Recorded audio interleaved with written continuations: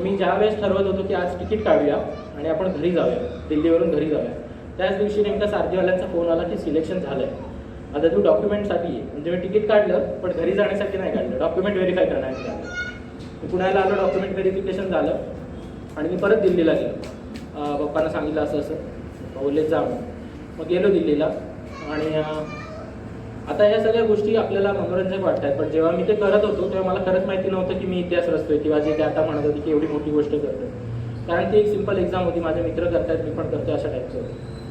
घरातल्यांना फक्त एवढंच होतं दिल्लीत जाऊन खातोय काय, कुठे राहतोय, या प्रकारचेच डाऊट्स होते. त्यांना काय कलेक्टर बनतोय हे परवा कळालं कलेक्टर काय असतं. जेव्हा ते आमदार वगैरे आले ना हे द्यायला, तेव्हा त्यांना कळालं हा अच्छा ही परीक्षा आणि हा पास झाला बरं. कारण आमच्या घरात असं सगळेच काय फारसे आम्ही शिकलेले आहे, 13 जणांचं कुटुंब आहे आमचं जॉईंट. म्हणजे मी लहानपणापासून, मी जन्माला आल्यापासून मी एवढीच लोक बघतोय सगळे आसपास.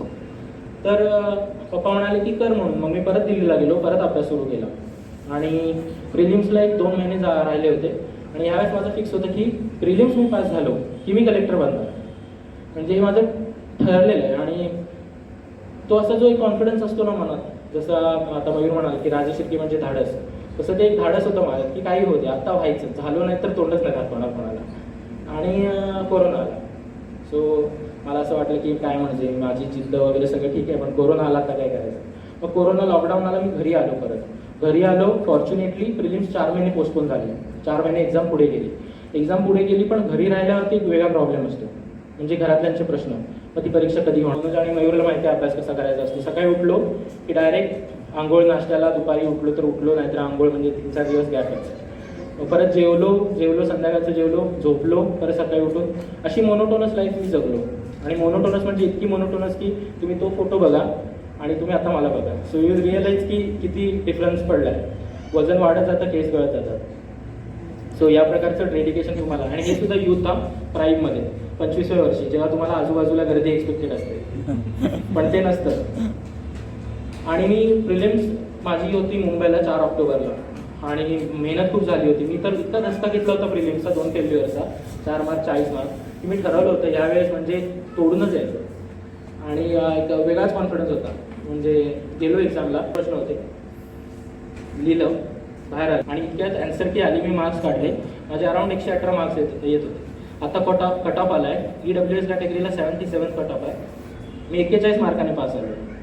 बदलाव पूर्ण झाला. म्हणजे जो मी 40 मार्काने फेल झालो होतो, आता मी 41 मार्क्सने पास झालो.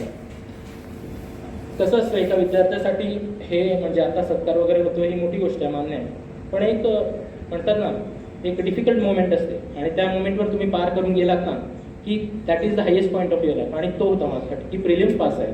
सुरू केला. मेन्स एक चॅलेंज असतं. आपण म्हणतो एक्झाम कठीण काय, तर ते तुम्हाला यासाठी असतं की 10 लाख मुलं पेपर देतात समजा, तर 10,000 मुलं पहिली परीक्षा पास होतात. कळालं? 90,000 मुलं घरी, स्वप्नांचा चुराडा सरळ अगदी स्पष्ट भाषेत घरी जातात. आता ती 10,000 मुलं मेन्स देतात. आता ही मेन्स कशी असते ती तुम्हाला मी थोडक्यात सांगतो. पहिल्या दिवशी निबंधाचा पेपर असतो 250 मार्काचा. त्यात 2 निबंध असतात, 125 मार्क, 125 मार्क. त्यात फिलॉसॉफिकल निबंध एक असतो आणि एक GSचा निबंध. GS म्हणजे सामान्य अध्ययन. त्यानंतर दुसऱ्या दिवशी तुमचा पेपर असतो जनरल स्टडीज 1, सामान्य अध्ययन 1. अगदी गोचिरं नाव आहे, सामान्य अध्ययन. यामध्ये काय असतं ते तुम्हाला सांगतो. इतिहास, भूगोल आणि समाजशास्त्र. इतिहासामध्ये काय असतं, एन्शियंट हिस्ट्री, प्राचीन, त्यानंतर मिडायवल हिस्ट्री आणि मॉडर्न हिस्ट्री आणि आर्ट अँड कल्चर. जॉग्राफीमध्ये physical geography, political geography, Indian world. समाजशास्त्रामध्ये इंडियन सोशियोलॉजी, ग्लोबलायझेशन. हे झालं एका विषयामध्ये, एका 3 तासाच्या पेपरमध्ये हे एवढे सब्जेक्ट तुम्हाला करून द्यायचे. सेकंड पेपर असतो पॉलिटी, गव्हर्नन्स, ॲडमिनिस्ट्रेशन. थर्डमध्ये इकॉनॉमिक, सायन्स, टेक, एन्व्हायरमेंट. म्हणजे असा जगातला कुठला विषय नाही की ज्याच्यावर प्रश्न UPSC विचारत नाही. आणि ते करायला तुम्हाला वेळ किती असतो, एका दिवशी तुम्हाला 2 GSचे पेपर द्यायचे सकाळ संध्याकाळ, लगेच दुसऱ्या दिवशी GS3, GS4.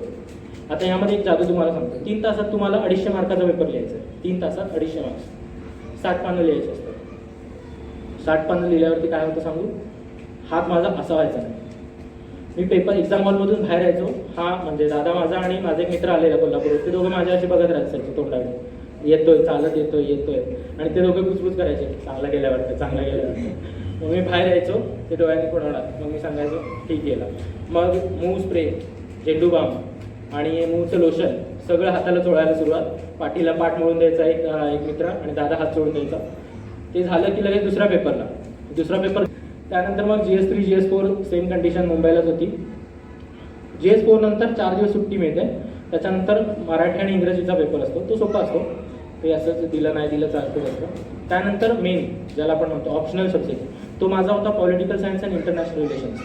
जसं GSला मी सांगितलं की सगळं वाचावं लागतं, जसं पॉलिटिकल सायन्स अँड इंटरनॅशनल रिलेशन्सला सुद्धा सगळं वाचावं लागतं. सो हा एक चॅलेंज होता आणि थँकफुली मी तुम्हाला सांगितलं की स्वामींवर श्रद्धा आहे. माझ्या एक्झाम हॉलच्या बाहेरच स्वामींचं मंदिर होतं. मी पेपर 1 होता माझा, पहिला पेपर सकाळचा. मी जाताना स्वामींना म्हटलं की हे बघा, तुमची कामं मला माहिती आहेत भरपूर असतात, 3 तासासाठी गॅप घ्या, फक्त बाजूला येऊन बसा. कारण सिच्युएशनला क्रिटिकल आहे म्हटलं त्यांना. अभ्यास भरपूर केला म्हणजे स्वप्न पण अभ्यासाची पडत आहेत, फक्त येऊन बसा साईडला.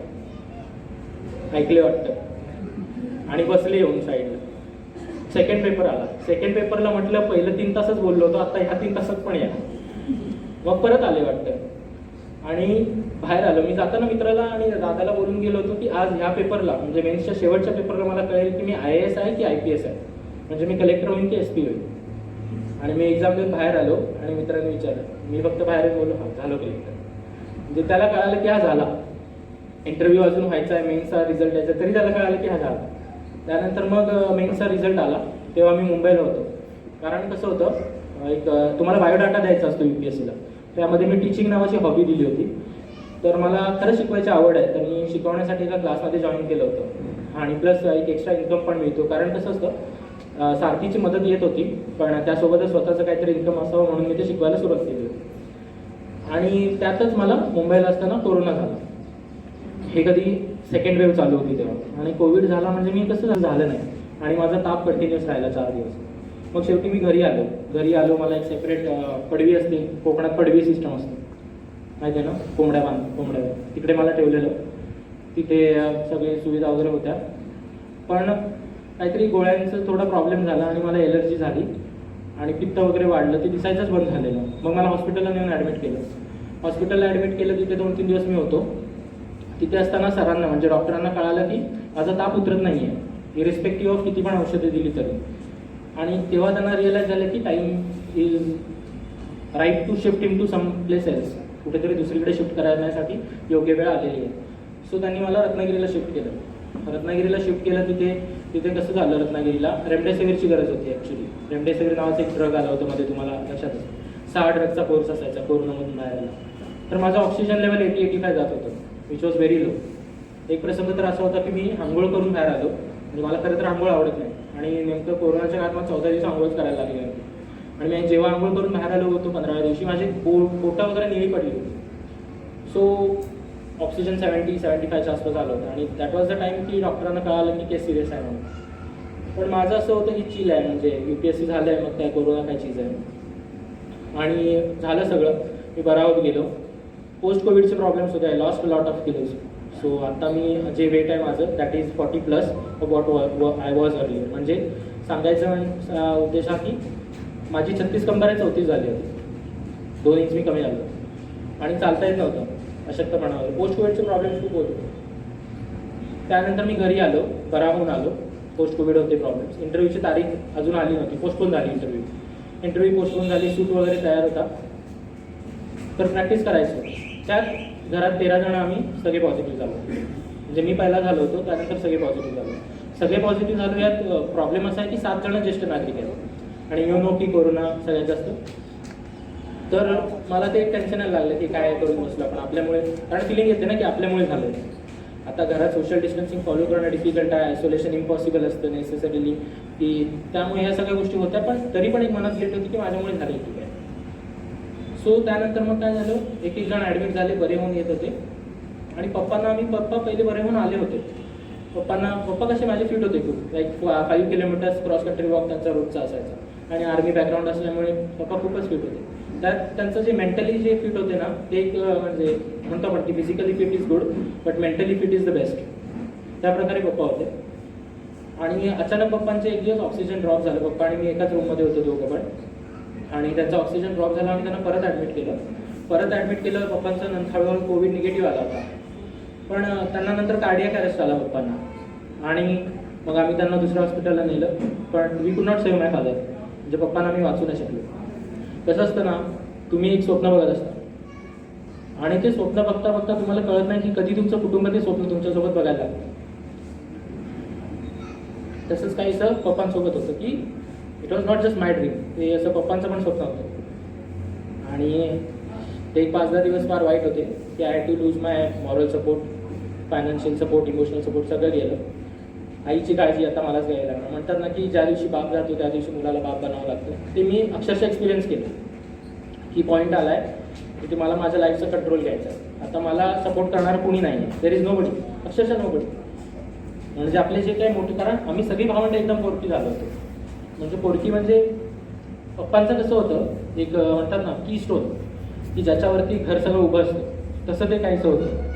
आणि तेव्हा आम्हाला रिअलाईज झालं की आता आम्हाला सगळ्यांना घरात आली फाउंडेशनला उभं राहून घर उचलून करायचं, विच इज अ आर्डियस टास्क. एक फारच कठीण काम होतं ते. मग माझा इंटरव्ह्यू तोपर्यंत शेड्यूल झाला आणि मी ठरवलं की पप्पांना श्रद्धांजली हीच असेल की इंटरव्ह्यूला बेस्ट मार्क्स काढायचे. आणि इंटरव्ह्यू इज म्हणजे फॉर एक्झाम्पल वड्याचं तेल वांग्यावर वगैरे आपल्याला माहिती, तसं माझ्यावर वांग्याचं तेल निघालं तर काय. तर ही एक भावना होती मनात. पण मी ठरवलं की माझे प्रयत्न प्रामाणिक आहेत, सो जे होईल ते होईल. आणि मग दिल्लीचं तिकीट बुक झालं. इंटरव्ह्यू सगळ्यांच्या दिल्लीलाच होतात, एकाच ठिकाणी इंटरव्ह्यू होतात. सो मी तुम्हाला सांगतो, पहिल्या 10 लाखातनं 10,000 सिलेक्ट होतात. 10,000मधनं 2,000 जण इंटरव्ह्यूला जातात. त्या 2,000मधनं आताही 750 लोक सिलेक्ट झाले. तर दिल्लीला गेलो आणि इंटरव्ह्यू होता माझा 18 ऑगस्टला. सुजाता मेहता पॅनल होतं. सो इंटरव्ह्यू झाला, स्लोली प्रोग्रेस झाली. आणि मी इंटरव्ह्यू देऊन बाहेर आलो. मी सगळं सांगितलं की असं की माझं प्रोफाईल स्ट्रॉंग होतं. प्रोफाईल इन द सेन्स माझा बायोडाटा स्ट्रॉंग होता. माझ्या नावावर एक पेटंट आहे. पेटंट म्हणजे काय, मयूरला माहीतच आहे. Patent is a right for something, some intellectual property that you own. म्हणजे काय, तर मी माझ्या बुद्धिमत्तेचा वापर करून काहीतरी शोध लावला आहे, त्याच्यासाठी मला पेटंट मिळतं. तर ते एक पेटंट माझ्या नावावर होतं. प्लस इनोव्हेशनचा थोडा बॅकग्राऊंड होता. कॉलेजमध्ये करामती केल्या होत्या, त्याच्यात नमूद होतं. तर माझा इंटरव्ह्यू त्याच्याच बेसिसवर झाला. सो 80% इंटरव्ह्यू माझं प्रेडिक्टेबल होतं. प्लस माझी हॉबी होती. हॉबी म्हणजे छंद नामस्मरण म्हणून एक छंद आहे, लिहिला होता जो मी बायोडाटा. नामस्मरण म्हणजे देवाचं नाव घ्यायचं, ते आपल्यासाठी कॉमन गोष्ट आहे. पण जेव्हा कलेक्टरच्या इंटरव्ह्यूला येणारा मुलगा नामस्मरण वगैरे लिहित असतो, तर त्याच्यावरती प्रश्न बरेच म्हणजे उगवतात. जसे की अंधश्रद्धा आणि नामस्मरण यांच्यातला तू डिफरन्स कसा करशील, किंवा नामस्मरणचं बॅकग्राऊंड काय, भक्ती मुवमेंट काय, सुफिझम काय असतं. तर ह्या सगळ्याचा अभ्यास मी करून गेलो. पण थँकफुली 24 सप्टेंबरला रिझल्ट लागला. 22ला लास्ट इंटरव्ह्यू संपले होते, 24ला रिझल्ट लागला आणि माझा ऑल इंडिया रँक 236 आला. I was expecting something good. ठीक आहे, 236 इज ऑल्सो नॉट बॅड. आणि एक गोष्ट सांगू इच्छितो की इंटरव्ह्यूला one of the best marks in India आहे. So irrespective of what you perform there, तुम्ही तिथे काय बोललात वगैरे, यापेक्षा तुम्ही काय आहात हे त्या लोकांना फार सोपं असतं जज करायला. कारण त्या लोकांना जवळपास 4,000 इंटरव्ह्यूचा अनुभव असतो वर्षाचा. आता कसं असतं, ही एक्झाम एक आहे की ज्याने की तुम्ही एकतर काहीच नाही आहे किंवा तुम्ही सगळं काही आहे. फॉर एक्झाम्पल, जर माझा रँक आला नसता, तुमच्यातले किती जणांनी मला ओळखलं असतं? कुणीच नसतं ओळखलं मला. मी उद्या रस्त्याने बाहेर म्हणजे मी अगदी हाफ पॅन्ट आणि टी शर्टवरती गावभर फिरतो, तुम्हाला असंच वाटलं असतं कोणतरी उन्हाळ मुलगा फिरतो. माझी मेहनत, माझे कष्ट हे माझ्या रिझल्टमुळे आज ओळखण्यात येतात. पण ह्या एका छोट्या संभाषणातून मला हे सांगायचं की माणसाचं कॅरेक्टर जास्त इम्पॉर्टंट असतं. म्हणजे तो किती पारदर्शी माणूस आहे, तो किती ट्रान्सपरंट आहे, त्याची इंटिग्रिटी काय आहे, यथा वाचा तथा क्रिया, यथा चित्त तथा वाचा, यथा वाचा तथा क्रिया. म्हणजे मी जे चिंततोय ते मी बोलतोय आणि जे मी बोलतोय ते मी करतोय, ही एक फिलिंग असते. ती ज्या माणसातून येते ना, तो माणूस खरं तर ग्रेट असतो. असं मी परीक्षा पास झाले म्हणून मी ग्रेट होत नाही. त्यामुळे मला पुढेही येणाऱ्या जनरेशनला, आता एक लहान मुलगा होता, मला म्हणाला IPS बनायचं. मला खूप भारी वाटलं त्याचं, की म्हणजे तो एवढ्या लहान वयात IPS बनायचं. म्हणजे मला अगदी डिग्रीपर्यंत माहीत नव्हतं की IAS कशाशी म्हणजे काय असतं ना, सिरियसली. सो मला खूप बरं वाटलं. आणि जर माझ्या या एका परीक्षेच्या रिझल्टमुळे जर तुम्हाला सगळ्यांना इतका अभिमान वाटणार असेल माझ्याबद्दल, तर मी खरंच धन्य आहे. आज ही फक्त एक संधी आहे की आज ही सगळी मोमेंट विटनेस करायला, ही सगळ्या मोमेंट अनुभवायला माझे वडील माझ्यासोबत पाहिजे होते. नेव्हरदलेस आता भाषण संपवता मला एवढं सांगायचं आहे की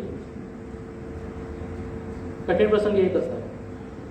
कठीण प्रसंग जेव्हा थांबतात आयुष्यात, तेव्हा समजायचं की तुम्ही काहीतरी चूक करताय. तेव्हा challenges are permanent. If you are living a life devoid of challenges, म्हणजे जर तुम्ही असं आयुष्य जगताय की ज्यामध्ये चॅलेंज नाही आहेत, ज्यामध्ये प्रॉब्लेम्स नाही आहेत, तर तुम्ही कोणाचं तरी दुसऱ्याचं लाईफ जगताय, स्वतःचं नाही जगताय. हे समजून घ्या. तुमच्याजवळ किती पैसे असतील, तुम्ही किती श्रीमंत असाल, पण तरी पण तुम्हाला नवीन चॅलेंजेसची आवड नसेल तर you are on the wrong track. हे मी स्वतः अनुभवलं. म्हणजे अगदीच माझं वय 25 वर्ष आहे. तुम्ही म्हणाल काय हा प्रवचन देतोय, पण मलाही माहिती आहे की मी परत तुमच्यासमोर कधी उभा राहील, आय डोंट नो. सो आज ही जी मोमेंट आहे, मला एवढं सांगायचं की फाइंड न्यू चॅलेंजेस, नवीन अपॉर्च्युनिटीज विटनेस करा. आणि असं नाही की मी हे फक्त नवीन जनरेशनला सांगतोय, मी तुम्हाला सुद्धा सांगतोय जे माझ्यापेक्षा वयाने मोठे आहेत, जे एक्सपिरियन्स आहेत. Never stop accepting challenges. कारण आपल्या पूर्वजांनी चॅलेंजेस घेतले आणि त्यांनी ते पार केले, म्हणून आज आपलं नाव आहे. म्हणून आज आपल्या आडनावाला कुठल्या तरी दिल्लीत बसलेल्या काही इंटरव्ह्यू घेणारा माणूस मला विचारतो की तुझ्या आडनावाचं एवढं महत्त्व आहे, तुला इतिहास माहिती आहे. एवढं सांगून मी माझे 2 शब्द संपवतो. जमलेल्या उत्तर पुढील वाटचालीसाठी शुभेच्छा. आपण मला इथे बोलवलं, या सत्कारासाठी मला लायक समजलं, यासाठी तुमचे धन्यवाद. आणि राजशक्ती प्रतिष्ठानला पुढील वाटचालीसाठी शुभेच्छा. माझ्या परीने जेवढं काही करता येईल मी नक्की करेन. धन्यवाद.